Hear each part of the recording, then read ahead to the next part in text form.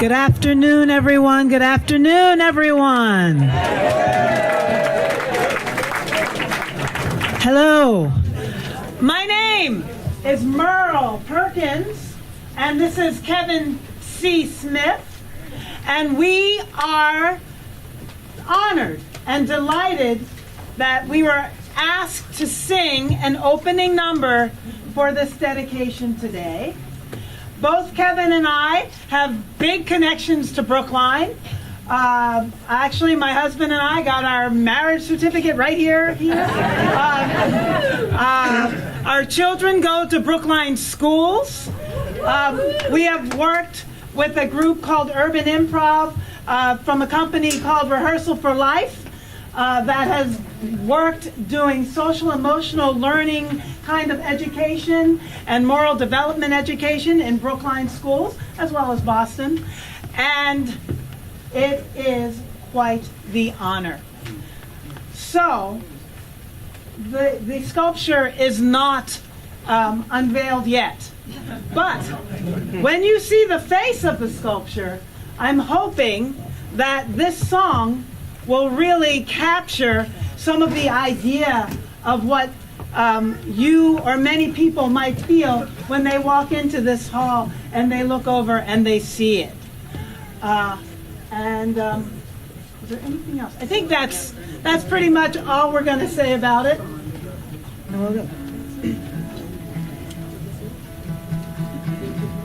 Oh, that's it. This is an urban improv original song. I wonder what they see when they look at me shining out as free as I wonder what they see when they look at me. It's in our history. It's in you and me.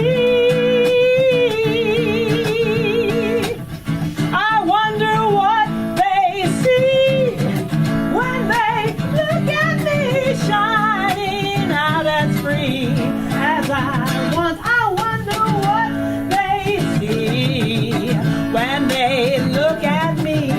It's in our history. It's in you and me.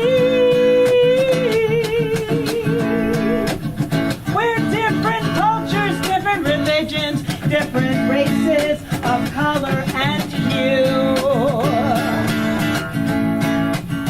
Abilities weak and strong, male or female, young and old, straight and LGBTQ. How can we learn to accept and appreciate? Don't you know it's our diversity that makes America great? Oh yeah, yeah, yeah, yeah.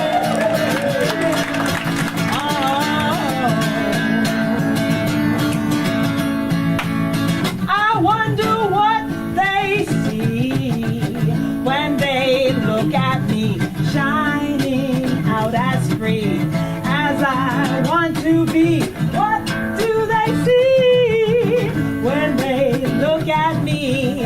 It's in our history. It's in you and me. We the people forged this nation with a strong and just constitution. If there are problems or needs, we should work together to create a solution. Everybody deserves to have their say without bias, bigotry, or prejudice getting in the way.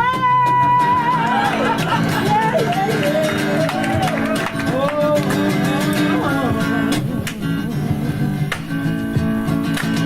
I wonder what they see when they look at me shining out as free as I want to be. What do they see when they look at me? It's in our history.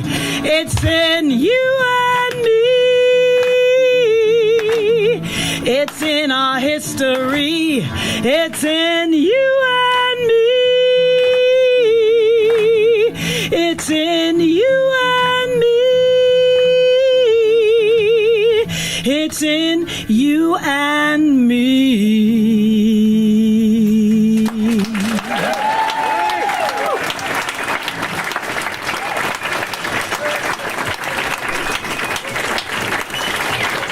Thank you. I'm reminded, I grew up in the civil rights movement. I'm reminded that every meeting we had started with song. My name is Skip Griffin. I was a member of the committee, and my wife Lynette is a member of the committee. We've been at this for about 2 years, and this has been one of the most enjoyable and memorable experiences I've had in my life. And I hope that the placement of this sculpture here means a lot to Brookline. I was thinking as she was singing, St. Augustine said to sing is to pray twice. And that was a wonderful prayer that we were just given. It speaks from the heart. It brings joy to our hearts. And hopefully, learning the story of John Wilson will bring joy to this community and bring joy to young people and be an inspiration to young people. To be a person is to have a story to tell. And all of us have stories, and those stories make up what a community is about. We were recently in Africa, and someone said that until the lions have storytellers, only the hunters are brave. And I think until our community brings forth all of our stories, it's incomplete. And so the joy for me was bringing forward the story of a man who lived in this town with his family, his wife, and his children for 50 years. And there are some who don't know him. He has a bust in Washington, in the Capitol. This is a smaller version. And I think we should honor, we used to say a prophet is not without honor except in his own land. Well, I think it's time that we give prophets honor in their own land. This was John Wilson's community.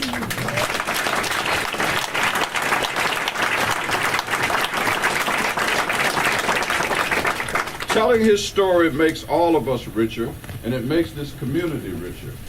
And I hope that one day, and for days to come, when young people walk past this stone and they ask their mothers and fathers, why is this sculpture here? Why is this piece of stone or bronze here? And it is because this was created by a man who was a part of this community as you are, and who had the courage and the tenaciousness to stay committed to his craft, to his art. He could have gone off and done other things. It takes a lot to stay committed to the thing that you're meant to do on this earth. And he was meant to create art that helped us to understand our human condition and to understand our community. And so for me, it's not just that you'll see who this sculpture is of, but for me, this is more about the man who created the sculpture and the fact that he was a member of our community. His story is our story. And the more we learn to share our stories, the better off we will be. I hope over time you come to understand who John Wilson really was, why he's important to this community, why he's important to the world of art, and why he's simply important to the world. Thank you for coming out.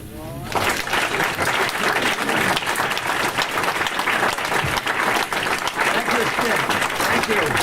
I'm Mac Deward. I'm a fellow sculptor of John's, and it gives me great pleasure to have dreamt this up with my wife Mary and found Rob Daves to organize a committee, and it has given us great pleasure. It was a great gift to Brookline when John and Julie Wilson moved here more than 50 years ago, and it's a sense of moral generosity, which is what I've come to think of it as moral generosity, John's vision, moral generosity embodied in a bronze sculpture. We celebrate on our national calendar two men, Abraham Lincoln and Martin Luther King, two men of great wisdom and soul, and they walked with humility and hungered for justice. And you could say, well, they They died to make us kinder, and they died to make us free. I used to meet John in the neighborhood. He was, and I saw that he too was a man who walked with humility and hungered for justice. His focus was on the African American experience, which had been invisible and ignored far too long. I found this portrait first on a workbench in Chelsea where I go to cast my sculptures, a foundry, and I said, this must go to Brookline. And I'm conscious of this town hall reflects our proud history, our ideals, these names, the names of fallen soldiers, and behind every name, a grieving family and widows and fatherless children and Gold Star mothers. And the names speak out to us. Hold fast to the ideals for which we died. Generosity, liberty. Hold fast to those ideals. Woven into the American flag, those ideals. Our history is long, our idealism is flawed. We are always called upon to reinvent, renew, and recast what we stand for. History. I mean, you look at these names of these Civil War battlefields. History can break our hearts if we let it, and then we are no good use to anyone. Hope is something that is taught, something we either learn as children or we fail to learn. Wise elder put it this way: suffering creates endurance. Endurance creates character. Character creates hope, and hope will not fail us. That, it seems to me, is John's gift to us. His endurance, his character, and his sense of hope manifest in a bronze sculpture. One of those rare occasions, as one great poet put it, where hope and history rhyme. Put them together, where hope and history rhyme.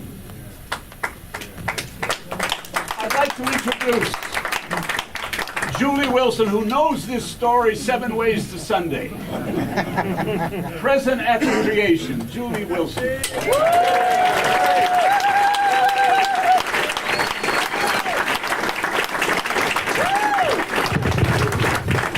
I used to be tall and statuesque in my early life.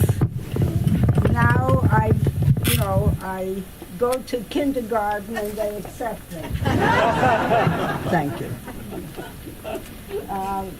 When we moved here, we were both working in Rob Davis always assisting me. Okay. When we moved here, we were working in New York in public school system, and someone from DU sent us a letter, sent Johnny a letter saying, we, can offer you a job working 3 days a week at BU.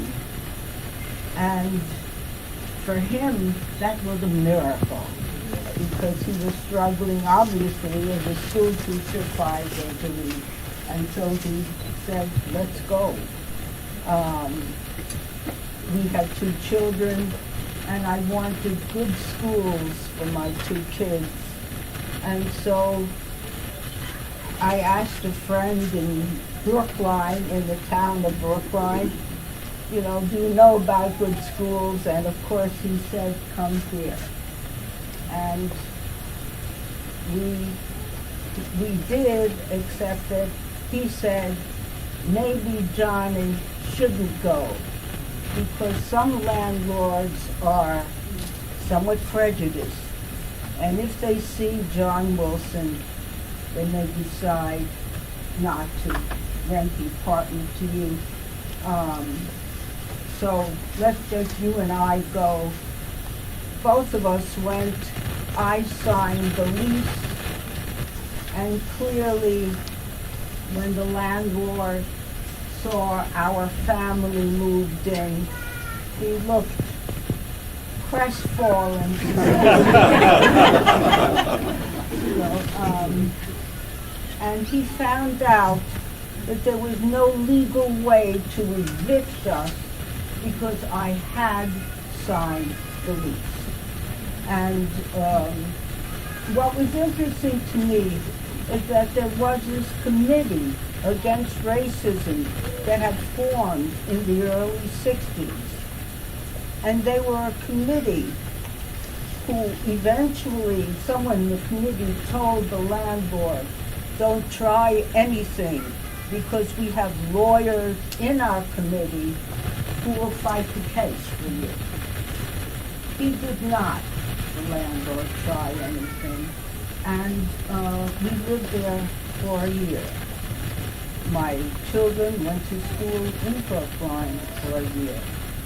And after that, that's another story, but I do want to, you know, I just want to talk about a committee that seems so superficial at times and can be so powerful in any city or town. And I come to 2019 where there is a committee now to commemorate John Wilson and his work. And again, I feel that this committee has tremendous power. And this committee, at times they invited us to their meetings. There was a great many people who devoted a great many hours struggling to get the funds so that they could buy a sculpture that you will see soon of Martin Luther King. As we all know, Martin Luther King marched down the streets in the South without any guns in his pocket, with no weapons concealed, where maybe he should have had some weapons, and with people jeering at him as he marched and spoke of peace, brotherhood, sisterhood, dignity of people, etc., etc. Anyhow, this committee to commemorate John Wilson worked very hard. I know some of the people, like the speaker who was Johnny's student, and they, you know, Rob Davies, who had, you know, who worked and struggled to achieve the funds for the purchase of the Martin Luther King. It was not easy. I know they sent emails, went to houses, contacted businesses. I am amazed that they finally acquired the funds to buy the Martin Luther King. This is going to be a short speech. I am thrilled to be here in the town of Brookline to say that the people in this town, yes, oh sorry, this is my daughter who makes sure that, you know, people hear me, and at times buys high heels for me so people can see me. Can you hear me? Okay. I'm going to call up my 3 grandchildren, one by one, and they will unveil Martin Luther King for you.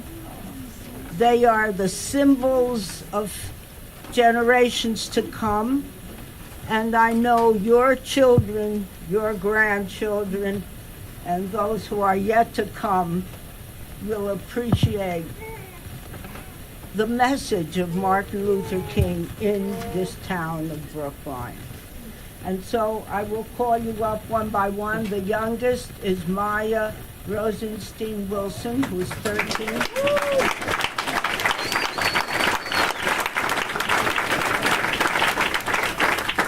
She's taller than me because she's wearing high heels. And then there is Zachary Wilson, age 16.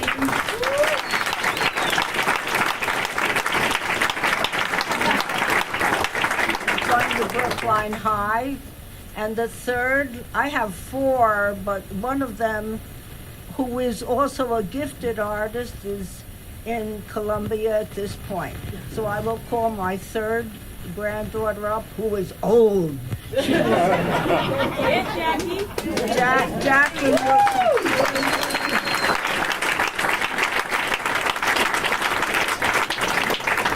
She is 25. I hope that the bronze statue of Martin Luther King and what he symbolically means for this town and for the world will remain forever in your hearts. Okay, I will count to 3, say go, and you will remove the statue. This was Grandpa's statue, and it now belongs to the town of Brookline.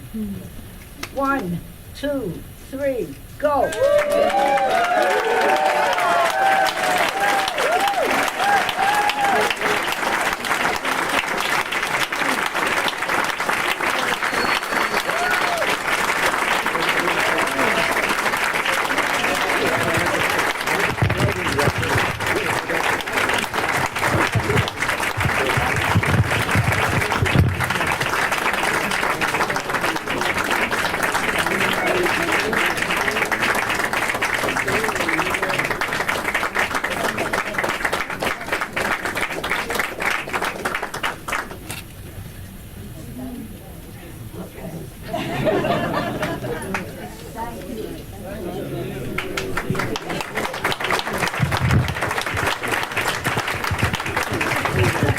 That's a tough act to follow. I guess I'm the sacrificial lamb tonight.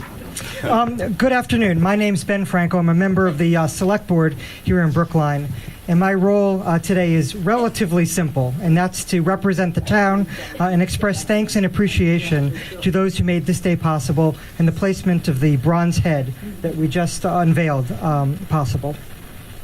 Before I continue, I want to acknowledge a few of my colleagues that I see on the my colleagues from the Select Board that I see in the audience. I see Nancy Heller, Bernard Green, Heather Hamilton, and I see the Town Administrator, Mel Kleckner.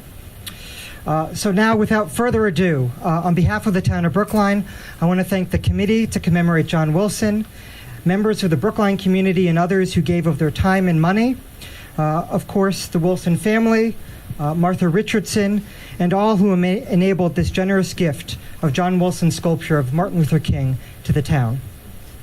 I'm overjoyed that this bronze head will be prominently displayed in Town Hall for many reasons, not the least of which is, selfishly, as somebody that spends a lot of time in this building, I now have something to admire as I come and go.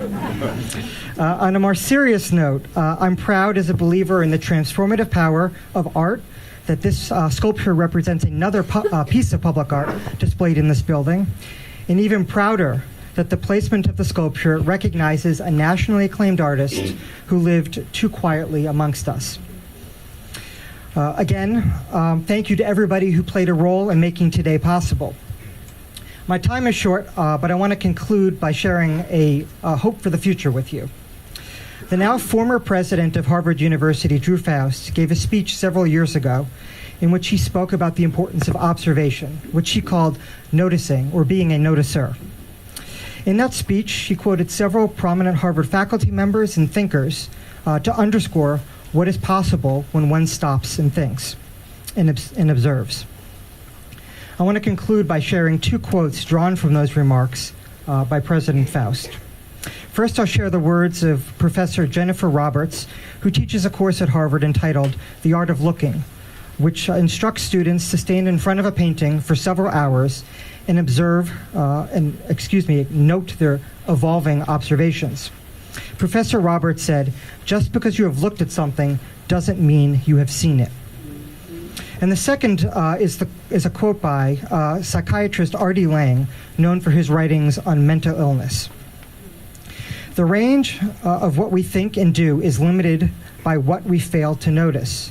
And because we fail to notice that we fail to notice, there is little we can do to change. Until we notice how failing to notice shapes our thoughts and deeds." A bit of a tongue twister. Noticing then makes us more than a character in the ensemble that is life. It allows us to transform from being seen into a seer, from being heard into a listener. Noticing focuses our gaze on what we take for granted.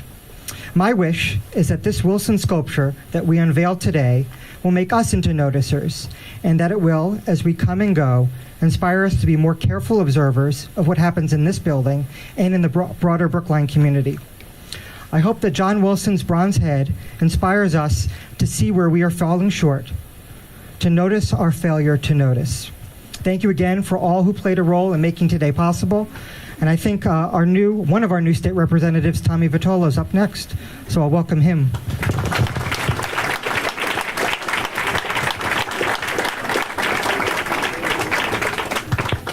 Thank you, man.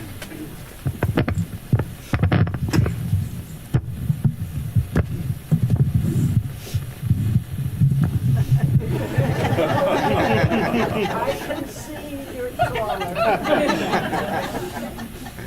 Good afternoon, everyone. When Rob Daves asked me to serve on this committee about 18 months ago, he said, "Rob, I know next to nothing about the experience of African American men in the 20th century, and I know almost exactly the same amount about art." But yes, those are two things where knowing more would make my life richer. And so I'd absolutely like to serve. And I think what Rob knew 18 months ago and I didn't is that there might be something I could do to contribute. And so here I have a resolution from the Massachusetts House of Representatives signed by Speaker DeLeo as well as all 4 state representatives who represent Brookline. And it is celebrating the installation of John Wilson's sculpture of Martin Luther King Jr. in Brookline Town Hall. Whereas, in the spring of 2017, a group of engaged Brookline citizens formed the Committee to Commemorate John Wilson to raise awareness of the achievements of this nationally renowned sculptor and 55-year resident of Brookline, whose life and work embodied the values of equity and social justice to which that community aspires. And whereas the group recently raised funds of more than 300 donors to acquire Wilson's majestic sculpture of Martin Luther King Jr. as a gift to the town of Brookline to be permanently installed in Town Hall, the center of local government and just a few blocks away from the artist's home. And whereas Wilson's work is included in many major museums, and one of his busts representing Martin Luther King Jr. graces the rotunda of the U.S. Capitol.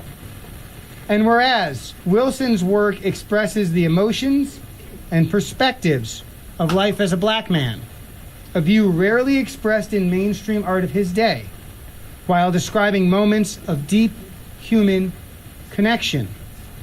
And whereas John Wilson's magnificent bronze sculpture of Martin Luther King Jr., made in 1982, evokes the great leader's inspiration and offers a message of public service and social justice that will provide an ongoing expression of Brookline's commitment to racial equality. Therefore, be it resolved that the Massachusetts House of Representatives hereby recognizes with appreciation Brookline's effort to honor Wilson's artistic contributions, not only to the Commonwealth, but also to the nation, and further extends its gratitude to the Brookline Select Board, Brookline Town Meeting, Wilson's family, and the Brookline community for their commitment to the values of compassion and courage that this great work embodies.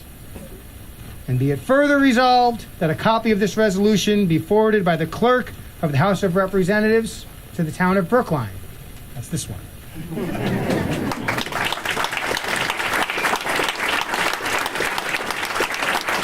I'm going to hand this to the town administrator, who will take very good care of it. And then I will introduce to you Rob Daves, a co-chair and absolutely essential part of this project.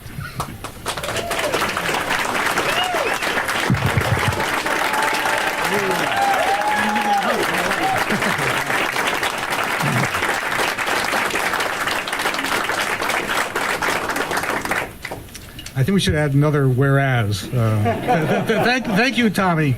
About 3 years ago, I was at town meeting, and we had just passed a resolution about another amazing, world-changing artist that lived in our town, Roland Hayes. And Mac Dewart, also a town meeting member, passes over a folded piece of paper like he's in 5th grade, and it says, "Do you know who John Wilson is?" And I admit, I did not. I did not know of him. I may have heard of him, but it wasn't very prominent in my memory. But anyway, one thing led to another, and we started to pull those together who love art, and people who love this town, and people who knew John Wilson. And this is what happened. I know Skip already said this, but for every member on our committee, this is definitely one of the best things we've ever done. It has, as ever. And there's not much in this world where everything about it is absolutely positive. There was never, everything was just beautiful, and every interaction to tell people about John, to meet people. I met people all over who knew John, and it came out. But of course, I never met him on the street, and I wish I had. Anyway, I encourage you to explore his art, to learn about him. And since we can no longer meet him on the streets outside this building, listen to what his images say. And to that end, I mean, this is a wonderful get together. But if you really want to hear more about why John is important, we have a lecture planned with Dr. Edmund Barry Gaither, who's the director of the National the National Center of Afro-American Artists in Roxbury. John was a founder, right? Yes, John was on my committee that hired me.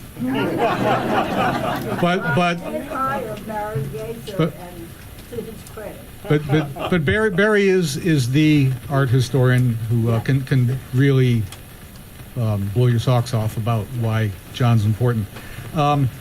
So I hope you all come. That's going to be co-sponsored with the Brookline Historical Society, and it's going to be at the library. Anyway, this project came together with it. March. Did I say?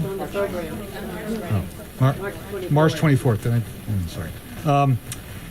Anyway, this project came together with a fair amount of effort and a tremendous amount of love and generosity. The biggest thanks, of course, goes to John's family. Julie, Erica, Roy, and the rest of the family. Thank you for sharing your husband and your father and your grandfather with this community. We are immeasurably enriched.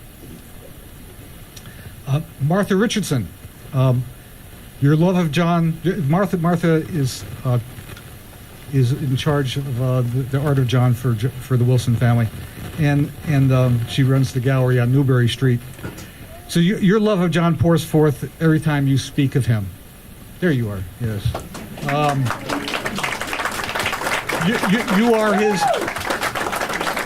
You are his evangelist and his historian, right down to the smallest detail. You've been an absolute joy to work with throughout this for the whole committee. Speaking of details, this is not a bust, as I said in today's paper. It's a sculpture. It's a head. It's a bronze head, but not a bust. And Martha reminded me of that.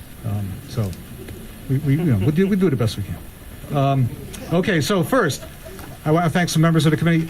Mac Dewart, this was your wonderful idea, and your poetic, as we just saw, spirit and passion infused our effort from the start. Thank you.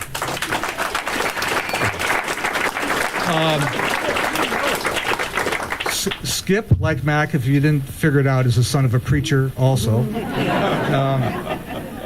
Anyway, thank you for helping us understand the true spirit of what this is really about and for focusing our group on our message. That was pivotal. Chobi Hoy. Chobi, where's Chobi? There's Chobi. You're the spark at the center of our community and so many other good things in Brookline. Thank you for lending your magic to this.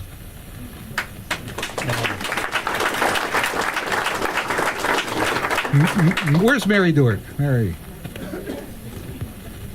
there you are. Anyway, thank you for your passion and your skill, and you really were driven to help educate and inform people in the community about John. And this event and the event in April where you're doing and you organized it, and look at this. You had the vision. Thank you. Carol Trowan Lowy, there she is. Yeah, she was on our committee. Thank you for your skill in finding the right words to describe John and his work, and for helping with the details for the presentation of this particular piece of sculpture and at the library. It's just your eye and help is beautiful. Lynette, where's Lynette? way back there. Lynette, your infectious enthusiasm that attracted and encouraged others to contribute not only their money but their effort was amazing, and I thank you. Ann Turner, thanks for your fundraising skills, your history with the BCF, and your ability to push us to make a decision when we were spinning our wheels sometime. You were just like, let's get this thing done, Tommy, I was amazed. This guy was running for a tense race for a political office, and he showed up to every meeting. He was there from the start, but his advice on how to really communicate with the community in a way that would be heard. I mean, there's no one better, and thank you.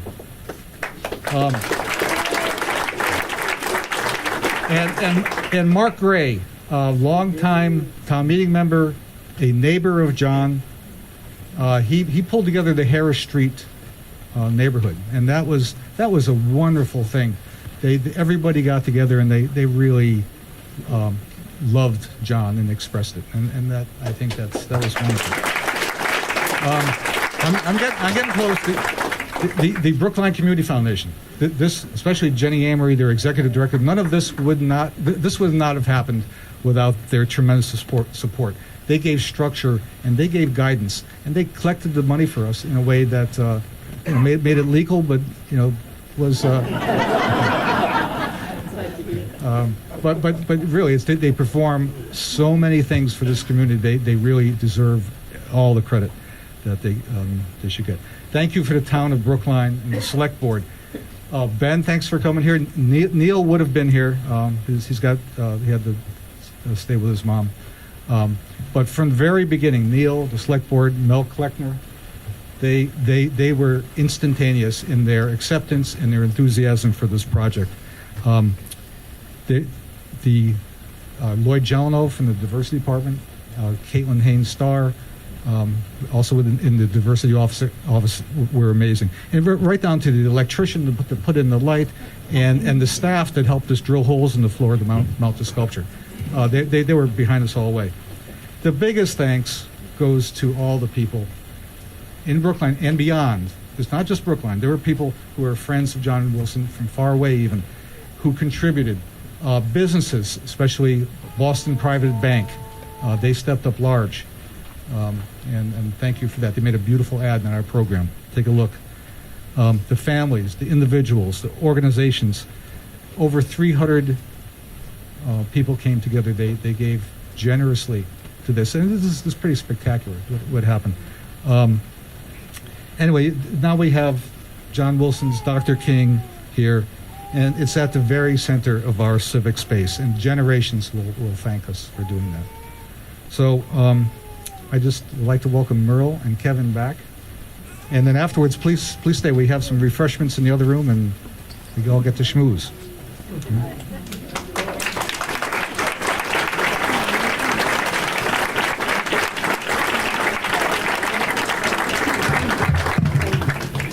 So to close us out, we have a song that's about Thanksgiving and being thankful. And I know today this is really a very thankful event, an event where we are so thankful to John Wilson and his commitment and this beautiful piece of artwork here that we get to look at every day and be thankful for. Our faith teaches us, and as I said, our churches are right in Coolidge Corner, United Parish of Brookline, and right up this way in Washington Square, All Saints Parish. We learn that service to the community is the most important thing we can do. So John's work really is something to be thankful for. So everyone, look at the person next to you and just say thank you. Awesome. And even like here's a little call and response. I'll say thank you, and you say a collective thank you to everyone else. Thank you. Thank you. This is for John. Thank you. Thank you. Thank you. Every day is a day of Thanksgiving. Life's brought us here thus far, and today look at where we are. Every day is a day of Thanksgiving. Take the time to celebrate our life today.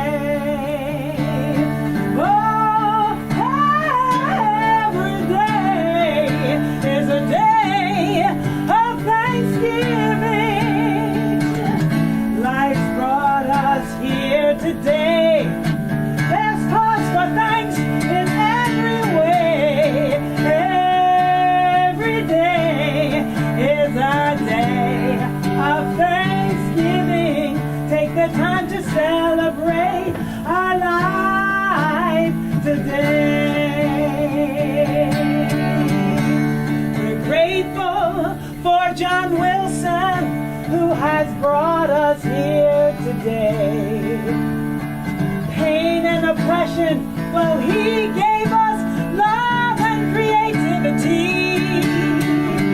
And it's no mystery to see this is a work of sheer beauty, a work that serves to teach and inspire, a work to raise our conscience higher.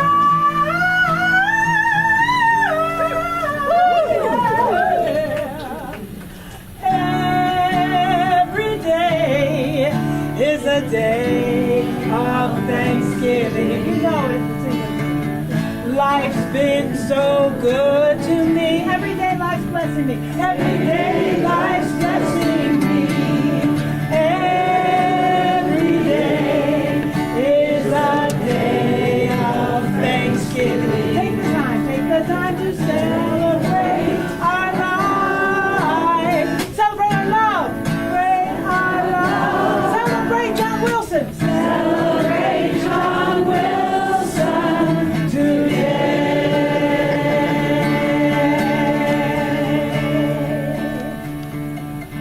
And every day.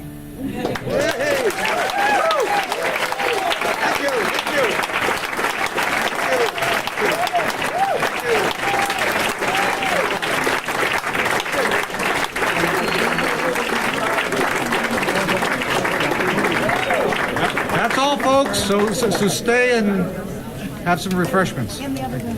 In the other room to the side. Thank you.